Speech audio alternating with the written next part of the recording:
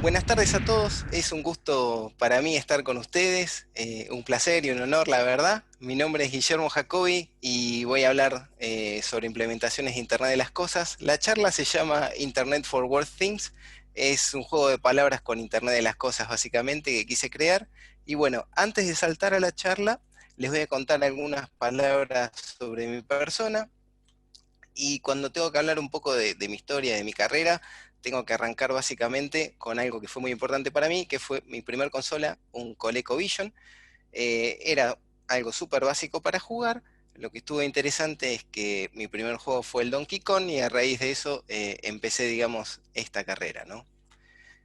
Para seguir hablando un poco más de mi vida, luego del ColecoVision tuve un salto cuántico. Mis papás me regalaron una Commodore y fue nada más y nada menos una Commodore 128 que ahí puse en pantalla. Em, Directo a la 128 sin pasar por la 64, aunque realmente lo utilizaba la mayor cantidad del tiempo en modo 64. Había una manera de cambiar de modo entre 128 y 64, perdón. Y en 64 había un montón de juegos, así que lo usaba mucho para el 64. Pero acá arranqué a programar. Empecé con manuales, comprándome algunas revistas. Acá les voy a mostrar algunas revistas también que andan dando vuelta.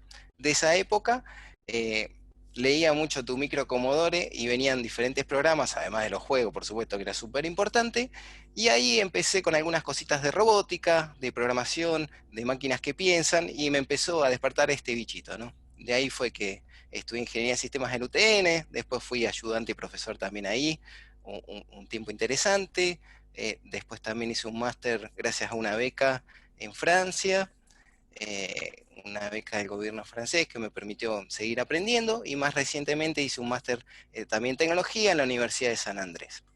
Así que bueno, esto es brevemente sobre quién soy yo. Estuve también trabajando en varias empresas, en Telecom, en el Citibank, en Novartis, en una empresa que hacía garantías extendidas también. Y bueno, actualmente estoy trabajando en el JP Morgan. Así que bueno, bueno, también no tengo que dejar de olvidarme, hice un paso por Uruguay, también estuve en Uruguay un tiempo con mis amigos de allí, así que un abrazo a todos los uruguayos, si hay alguno conectado. Bueno, muy bien, vamos a ir a la charla ahora, luego de estas presentaciones. Para arrancar con las charlas quería hacer una pregunta que era una especie de disparador de esto que les voy a comentar y les voy a compartir. Básicamente es qué podemos monitorear con $1.000.000. Ahí puse un billetito de $1.000.000 que creo que no existe, pero bueno, quedaba lindo para la presentación.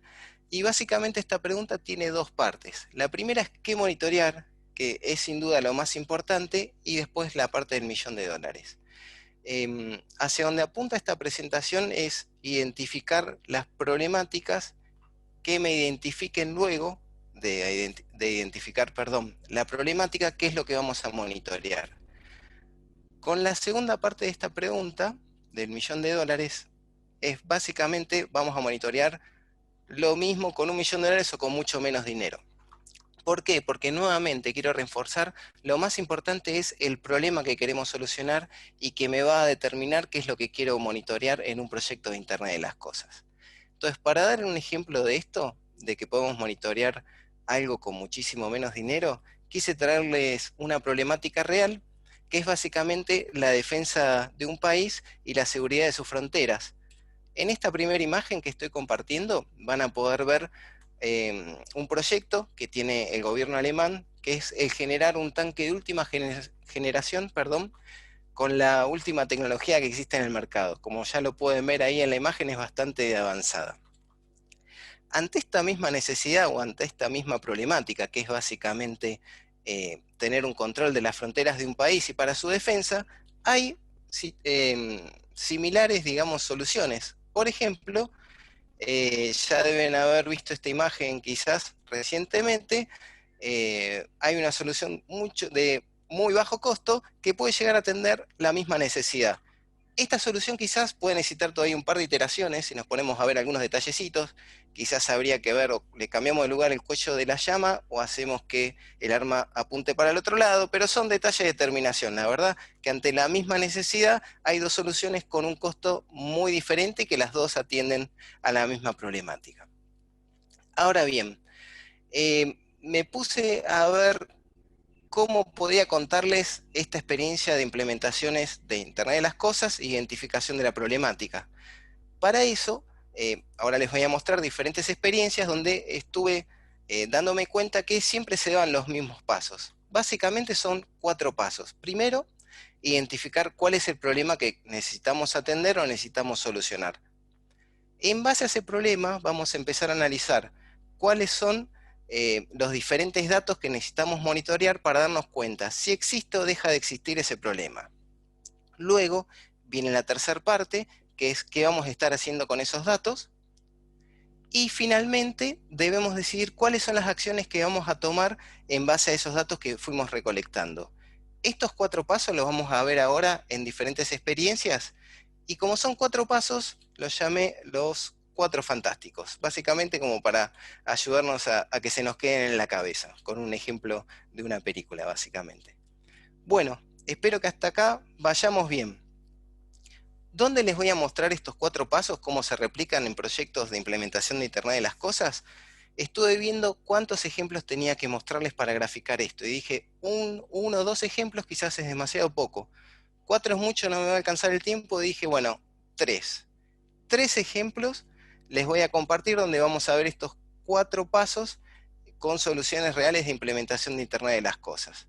Espero que 3 no les parezca mucha miseria como la película, yo creo que es el punto y el número justo.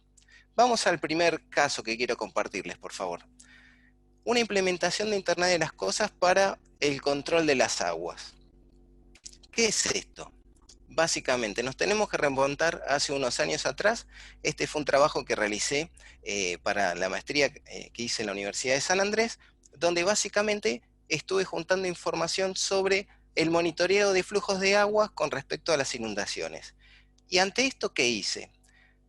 Tuve 2 grandes visitas, digamos, que me alimentaron para hacer mi trabajo de tesis. Una fue la empresa BGH, que en ese momento hablé con Pablo Poza y estaba trabajando para el gobierno de la ciudad de Buenos Aires en todo lo que era el monitoreo de la red fluvial y en el desarrollo de diferentes repositorios de aguas para evitar las inundaciones. Y como segunda visita importante también que realicé de investigación, me fui con el auto hasta el municipio de Mercedes. Allí me atendió Maxi Chimerman en ese entonces y me compartió cómo estaban monitoreando ellos la cuenca del Salado. Ahí ya estamos viendo también que hay una gran diferencia de presupuestos entre lo que puede ser la realidad de un municipio como la Ciudad de Buenos Aires y el municipio de Mercedes. Sin embargo, ante una similar necesidad, hubo también 2 soluciones con Internet de las Cosas. Entonces, ¿cuál era el problema? Básicamente era las inundaciones, que estaban abnegando tanto a Mercedes como a la Ciudad de Buenos Aires. Ojo, también para agregar información, también estuve recolectando información de experiencias en Estados Unidos, lo que pasó con el Katrina, toman informaciones para ver el estado del flujo de agua a través de satélites, después también en Europa por Holanda, pero bueno, son demasiados detalles. Vamos a estos 2 casos puntuales.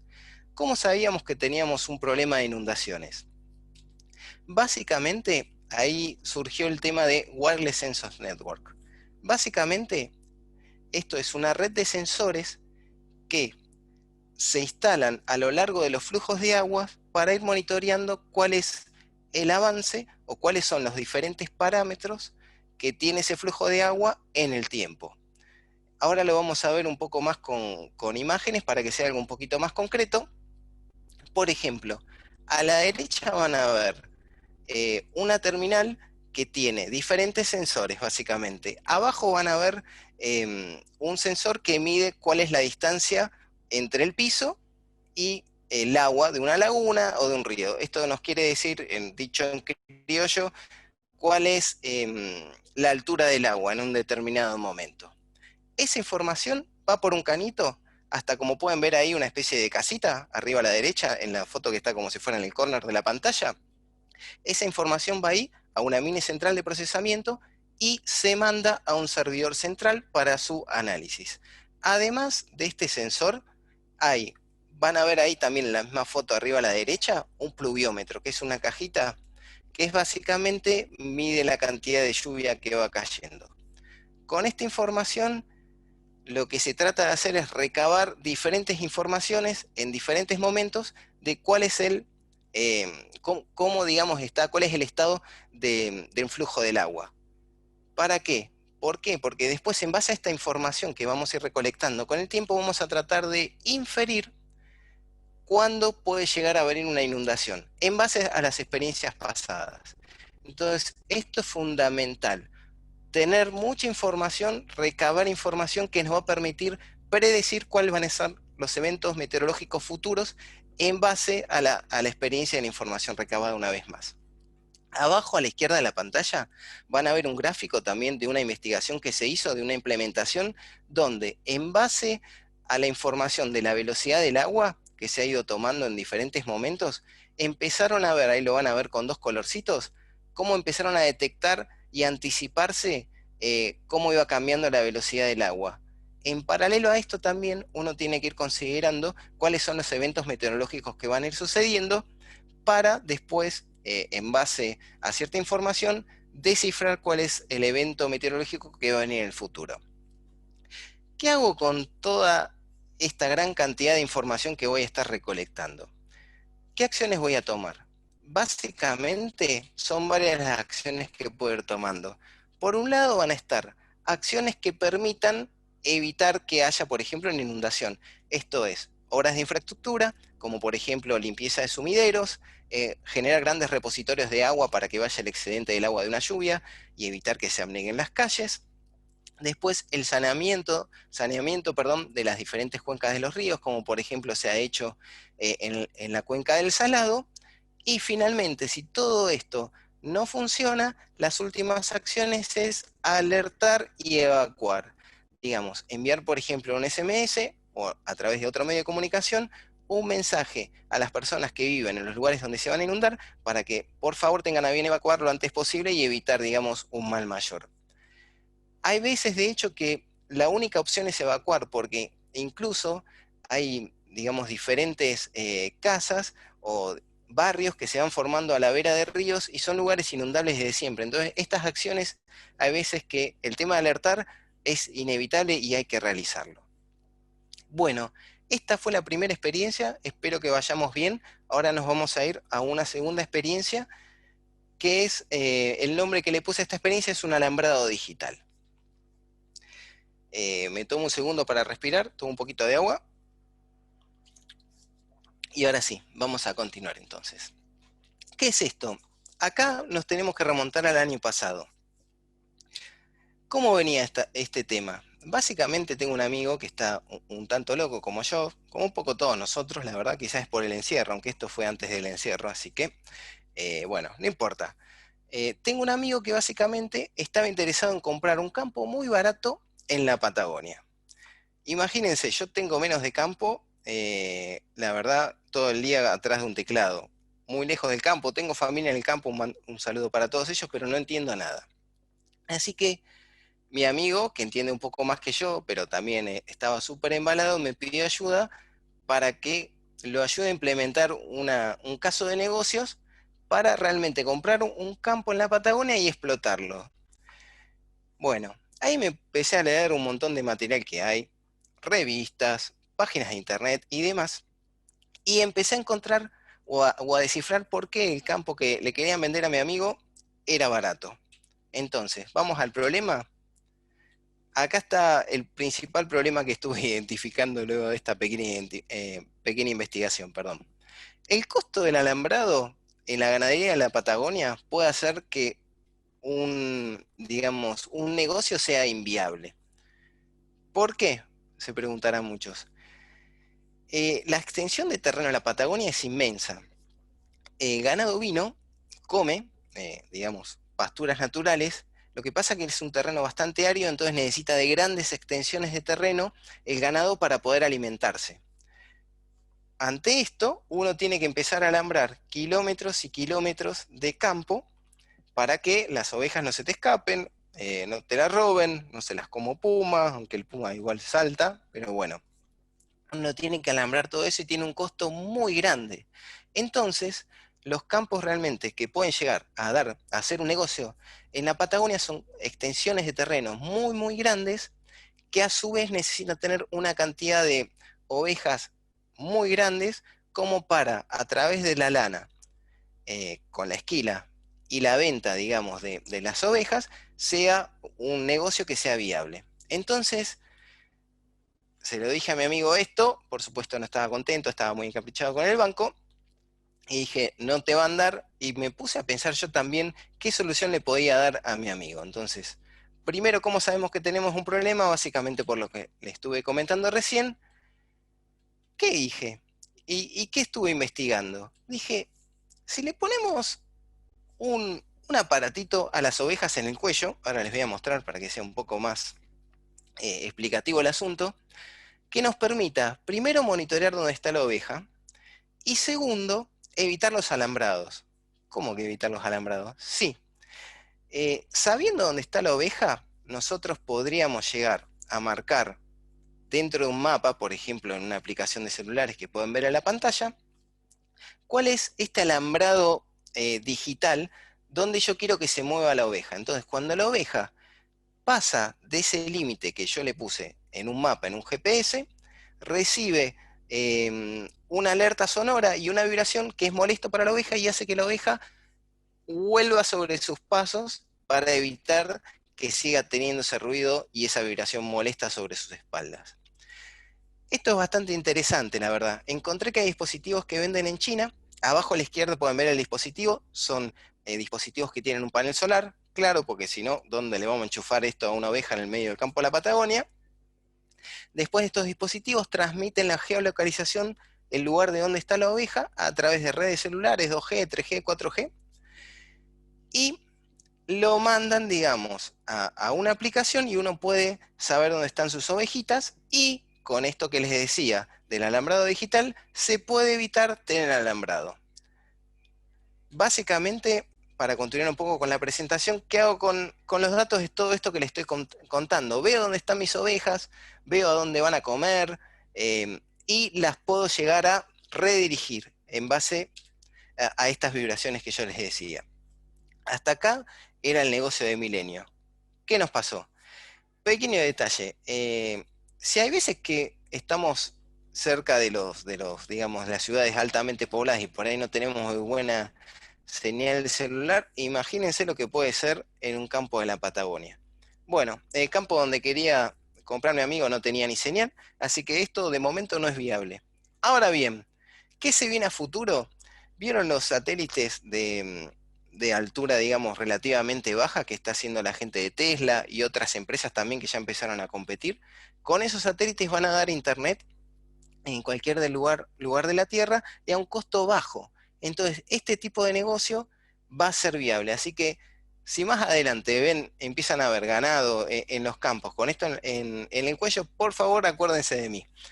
Voy a estar muy contento si esto sucede. Así que, perfecto. Hasta acá la segunda experiencia que tenía para contarles. Ahora vamos, por favor, a la tercera experiencia. Y nuevamente me voy a tomar un sorbito de agua. Ahí está.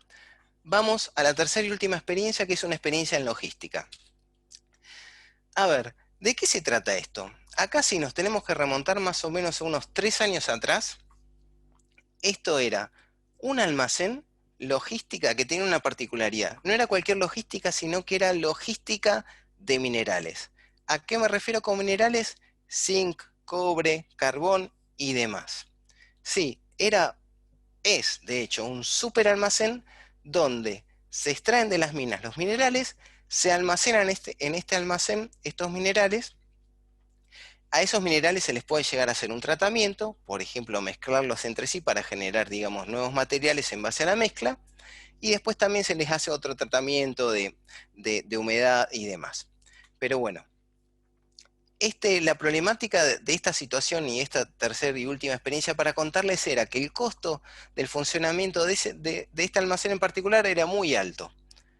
Ahí vamos al problema, básicamente lo que les dije, ¿Cómo sabíamos que teníamos un problema? Y ahora con fotos lo vamos a ver un poquito mejor. A ver, arriba a la derecha van a ver lo que era el almacén. Todos esos techos blancos y de color verdoso es básicamente el almacén donde en Perú se almacena, digamos, el mineral. Es el almacén, de hecho, techado más grande del planeta para lo que es minerales. Es bastante. Después también, en la foto arriba a la derecha van a ver, hay una avenida que está llena de camioncitos. ¿Qué pasaba? Se llenaba la avenida de camiones esperando para ingresar al almacén. Es enorme el volumen de materiales que se maneja en este almacén en particular. Y eso generaba también que se atrasen los pedidos y de despachos, que después el material podía despacharse por tren, por camiones, e incluso por barco. Así que es bastante complejo este negocio. ¿Qué pasó? ¿Cuál fue la solución a todo esto? Pusimos internet por todos lados. Sí, ¿qué monitorear? Y estábamos monitoreando cuándo los camiones iban a llegar al almacén. Antes de que lleguen a este gran almacén que están viendo ahí en el monitor, había un super parking enorme para que los camiones vayan y se estacionen y esperen ahí a que sean llamados al almacén. Lo que hicimos fue, pusimos un sensor para saber dónde estaban los camiones en cada lugar y le dimos también un dispositivo electrónico a los camioneros para que sepan cuándo debían salir del parking hacia el almacén. Le dijimos a qué puerta tenían que ir. Cuando llegaban a la puerta, automáticamente entraban y había una gran balanza digital que pesaba el camión y pesaba la carga del camión. Como pueden ver también en la foto arriba, también instalamos un brazo electrónico que lo que hacía era abría la carga del camión, tomaba diferentes muestras de esa carga de minerales y la mandaba automáticamente a un laboratorio para su análisis. Luego, abajo a la izquierda van a ver también cómo el camión sabía en qué lugar del almacén tenía que llegar, porque le mandábamos un mensaje al camionero, a descargar su carga, y bueno, después trabajaban las palas mecánicas básicamente para distribuir esta carga y acomodarla. Entonces, ¿qué hicimos con los datos? Básicamente optimizamos la entrada y salida de camiones del almacén y los lugares donde tenían que entrar y descargar, valga la redundancia, la carga que ellos traían. Las acciones que tomamos fue básicamente organizamos esta logística. Esto mismo, la verdad, fue una consecuencia de bastante trabajo. Esto antes lo probamos en dos operaciones pilotos, una en Dubái y otra en Huelva, en España. La verdad que fue muy complejo, pero muy satisfactorio ver, la verdad, cómo se avanzó con estos resultados. Bueno, hasta acá la tercera experiencia. Vamos a un resumen como para cerrar el tema. Entonces, ¿qué estuvimos viendo? Estos son los 4 pasos que les fui comentando. Repasando y a modo de conclusión, lo primero es identificar el problema que necesitamos atender. En base a eso, una vez que sabemos cuál es el problema, vemos cuáles son los indicadores que me van a decir si tengo o no tengo el problema, que seguramente voy a tener que realizar mediciones sobre ellos. El tercer paso, paso siguiente, es empezar a recabar información y empezar a tener datos históricos que me permitan más adelante predecir qué es lo que va a suceder a futuro. Con diferentes rutinas de inteligencia artificial, por ejemplo, voy a tratar de entender lo que va a pasar en el futuro en base a datos históricos. Y el cuarto último punto es el accionar. ¿Qué acciones tomo en base a todos los datos? Por ejemplo, organizar un camión a donde tienen que dejar su descarga, abrir o cerrar una compuerta o demás. Bueno, recuerden esto entonces, eran los famosos 4 pasos de los 4 fantásticos, a modo de conclusión, y me queda un minutito nada más. Simplemente quería primero que todo agradecerles a ustedes por haberme escuchado, haberme dado esta oportunidad de estar aquí con ustedes el día de hoy. Después también quería agradecer sobre todo a mi familia, que fueron los que me compraron la Commodore 128 que vimos ahí, y me permitió tener toda esta carrera a lo largo del tiempo.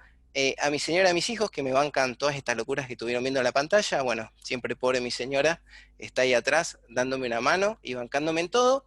Y bueno, también quiero agradecerle a todos mis compañeros de trabajo que tuve y que tengo actualmente, que la verdad hacen que esto, más que un trabajo, sea un momento muy lindo donde uno hace lo que le gusta. Así que súper agradecidos por esta oportunidad, también a la gente de CISARMY, así que un honor nuevamente estar con todos ustedes hoy.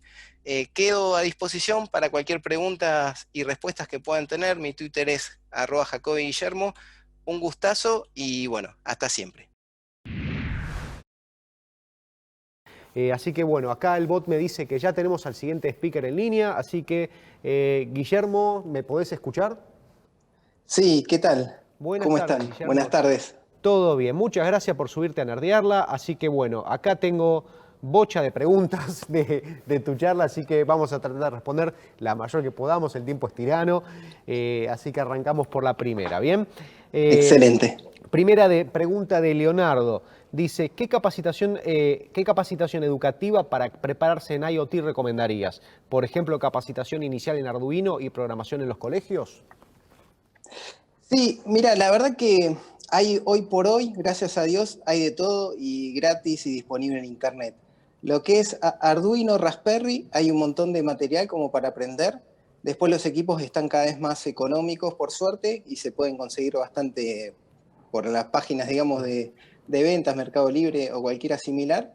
Y después cursos de programación siempre en los colegios es interesante, C, C++, MicroPython, por ahí también mencionaban en la charla, cualquier lenguaje de programación de eso y arremangarse y meterle ganas. Perfecto, arremangarse, así está, así me gusta. Bien, siguiente pregunta de Ignacio. ¿Qué buenas prácticas recomiendas para proteger redes IoT de atacantes externos? ¿Cómo podemos evitar que nuestros dispositivos IoT se conviertan en un vector de ataque? Es sin duda el mayor riesgo, digamos, que tiene este tipo de tecnología, honestamente. Por mi humilde experiencia, lo que vi es que se trata, digamos, de encriptar al máximo posible las comunicaciones, incluso tratar de exponer, digamos, a una red interna estos dispositivos para que no queden expuestos al exterior. Es sin duda el mayor riesgo, la verdad, la mayor cantidad de encriptación que uno pueda y nuevos protocolos de encriptación que se puedan aplicar es lo más conveniente.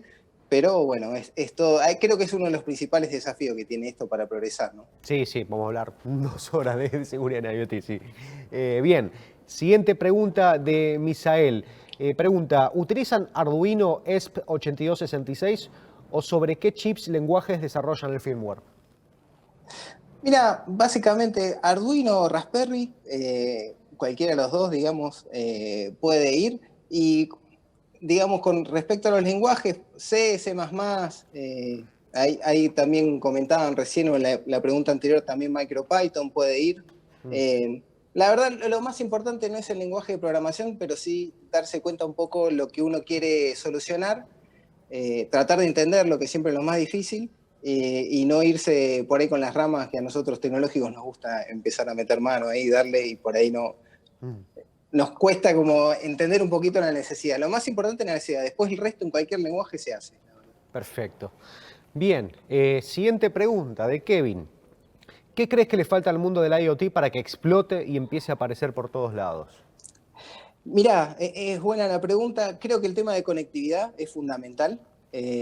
Ahí, como veíamos recién en la charla, estaba viendo el chat, me hicieron morir de risa. El tema, digamos, de la conectividad es fundamental. Creo que con estas empresas que van a dar internet por todos lados a través de satélites, digamos, geoestacionales o de baja altura, va a destrabar bastante el asunto. Después va a depender un poco del tipo de solución. Cuando se quiera tener una solución en tiempo real, va a necesitar de una disponibilidad, de una latencia mucho más baja, pero bueno, creo que es un poco la tecnología, las telecomunicaciones que tienen que ir avanzando y el 5G para que esto termine de explotar. Perfecto. Bien, siguiente pregunta de Agustín. Dice, ¿qué tecnologías utilizaron para la transferencia de mensajes? ¿El servidor qué software corría? Mira, quizás se refiere al tema del monitoreo de agua. En eso va a depender un poco de cada solución en particular. Lo que recuerdo, por ejemplo, de la gente del gobierno de la ciudad, en partnership con BGH, lo que usaban eran unas redes que utiliza la policía y los bomberos, que es, digamos, de un bajo ancho de banda, pero que está siempre disponible incluso cuando hay problemas de inundaciones, catástrofes o demás, digamos. Eso es lo último que se afecta y tiene mucho backup de datos. Ah, buenísimo. Bien, siguiente pregunta de Facundo también, más sobre tecnología, pregunta. ¿Qué tecnologías recomendás para almacenar / historizar información muestreada por dispositivos IoT? Buena pregunta esa. La verdad, ahí la podemos dividir en un par de cosas. Medio lo contesto como feliz domingo para los más Dale, antiguos, dale, medio dale. rapidito, pero Sí, sí. quizás la información que se tiene que tener en el día a día, en un almacenamiento hot que se dice, donde podés tener el acceso, y eso tiene que estar quizás en un data center cercano, lo más cercano posible a los puntos donde está la solución, y después la información histórica que tendríamos que ir a buscar, digamos, de vez en cuando, en un almacenamiento que se llama Colt, y ahí NoSQL, por ejemplo, es fundamental, ¿no? Para todo ese tipo de relacionamiento. Perfecto. Bien, siguiente pregunta de Ignacio. Dice, en el caso de las redes IoT para la formación de Smart Cities, ¿cuál crees que sería el o los mejores incentivos para la adopción para el público general? Por ejemplo, Helium. Mira, desconozco honestamente lo que es Helium, pero creo que el mayor incentivo es cuando nos genera ahorro. Por ejemplo, si tuviéramos que instalar algún dispositivo en nuestras casas para ahorrar agua y eso nos hace pagar menos agua, seguro que lo empezamos a poner todos y nos da la ecuación. Claro. Así que es un tema de ese, principalmente, lo que yo considero, ¿no? Perfecto. Bien, siguiente pregunta de Alex. Dice, ¿IoT es simplemente tener algo conectado a Internet? Si es así, ¿por qué IoT no es un boom ahora en todo el mundo, sino simplemente conectar cosas a Internet? ¿De qué se trata y qué falta para ese boom mundial? Bueno, creo que eso ya más o menos lo respondimos hace un ratito, ¿no? Sí, es conectar máquinas, Sí, básicamente, IoT, en perfecto. criollo. Exacto, es Internet, chicos, sí, sí. Bien, siguiente pregunta de Diego. ¿Podrías dar detalles del sensor para medir distancia al agua y el pluviómetro? No tengo información ahora como para Ah, comentarles. Lo que yo sé, por ejemplo, lo que hizo la gente de Mercedes, del municipio, googlearon en China, en estas páginas famosas que existen, y lo compraron por ahí y se lo trajeron. así de una. Eh, nada sofisticado, esto es animarse y mandarse. Buenísimo, buenísimo. Después, una de las últimas preguntas, ¿qué herramientas utilizó ¿qué herramientas utilizó para el análisis de los datos del almacén? Creo que esto ya lo respondimos también, ¿no? NoSQL. Sí, exactamente, y en la instalación del almacén también había una herramienta que es de administración de almacenes, un Ah, sistema que se llama WMS, no quiero decir la marca por las dudas. perfecto, acá somos agnósticos. Bueno, eh, bueno, perfecto. Te agradezco mucho, Guillermo, por tu tiempo. Imagino que si tienen más preguntas te van a poder contactar, acá dando vueltas por Nerdearla en vivo. Así que, bueno, saludame a la cámara, a toda la gente que se subió al Q&A y gracias por subirte. Muchas gracias a ustedes por la buena onda, un honor, gracias a todos y bueno, estamos en contacto. Un abrazo. Bueno, ahí se nos iba Guillermo Jacobi con su charla Internet for What Things. Ahí terminamos el Q&A de Guillermo.